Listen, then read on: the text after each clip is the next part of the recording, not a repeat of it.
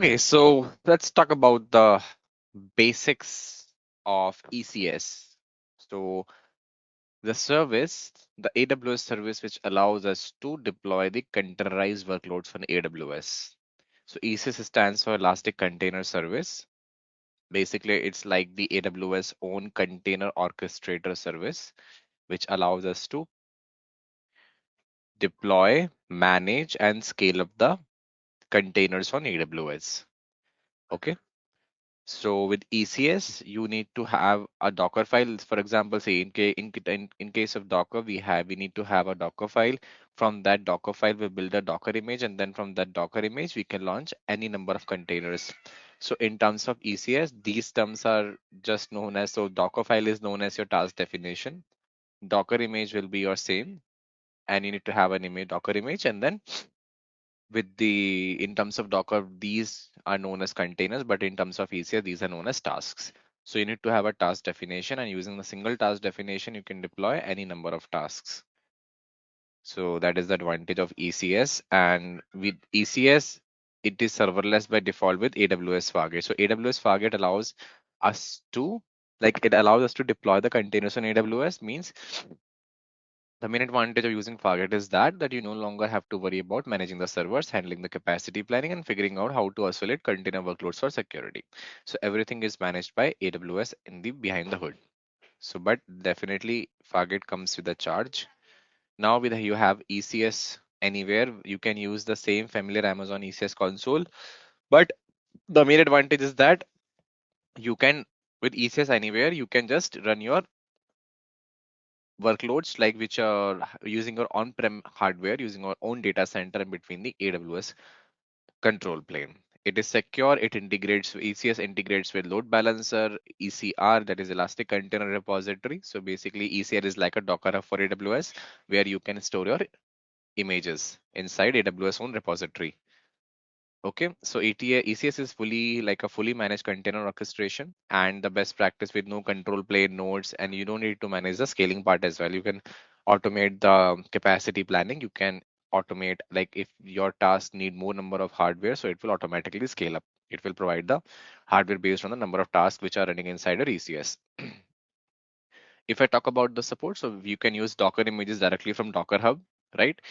To run your ECS tasks. So ECS is also support on Windows. So it provides Windows container capability. And then you can also you can also store your images inside your ECR, that is Elastic Container Repository. As again, it is like a Docker Hub on AWS. So task definition, as said, this is like your Docker file, so which in which you need to define the what CPU, what memory, what image you want to use with your ECS tasks. Okay, then you have capacity provider to just simply automate the scaling of infrastructure on like EC2. So it basically what it will do is, as you increase the number of tasks, so based on the number of tasks, it will provide you the hardware to run, because every task will be deployed at the end on EC2. Okay, but the exception is that if you're using Fargate, so in case of Fargate, the infrastructure part is managed by AWS. That is why it is known as serverless. Okay. So these are like the basics of ECS. And if I talk about the service, so what is a ECS service? So basically ECS service will manage the orchestration of your tasks. Okay, so ECS service scheduling allow you to run the stateless service and application. So it ensures that the specified number of tasks are constantly running and restart tasks if the failure occurs. Customer can ensure that the tasks are registered against the elastic load balancer and can perform health check that user defined for running the tasks. So that is advantage. You can run a standalone task and you can run your task inside the service. So basically this service will take care of running the specified number of tasks at any point of time. So even if your any task fails, so service will automatically spin up the number of tasks to match your desired capacity. And you can also define task placement constraint and task placement strategies to, if you want to customize how your tasks are getting placed on EC2 based on a built-in attributes such as availability zones and any custom attributes like environment is production to label the resources and so on. Okay. With Service Connect, you can basically establish the communication between different ECS services so that they can talk to each other, which is the recommended approach in microservice architecture. So you can use Service Connect to define logical name for your service endpoint and use them in your application to connect to dependencies.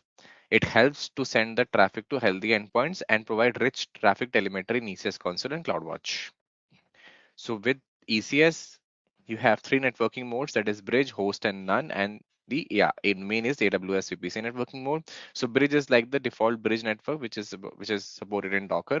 So what it will do is in bridge networking mode, it will create a bridge to connect your container networking to the host networking using the Docker virtual interface. With AWS VPC networking mode, every task is going to have a separate ENI, which allows full networking properties for a task like your EC2 instance. And in host networking mode, it will isolate, the container is directly talking to the host networking stack, exposing containers in host networking mode with no isolation. And as I said, you can also integrate load balancer with your ECS tasks. You can also use CloudWatch to monitor your tasks, every CPU and memory utilization. And yes, for every task, you can use CloudWatch log group to just output the standard output and standard error logs. So this is like a brief introduction of ECS. In the next part, we're gonna see the demo of ECS. So I'll see you in the next lecture.